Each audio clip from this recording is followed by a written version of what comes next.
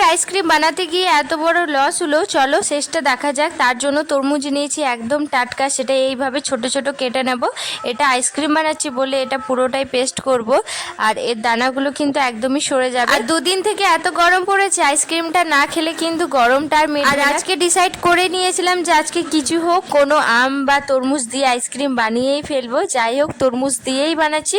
তার জন্য এটা আমি পুরোটাই একদম পেস্ট করে নিয়েছি। তারপর এটা আমি ছাঁকনির সাহায্যে ছেঁকে নেব।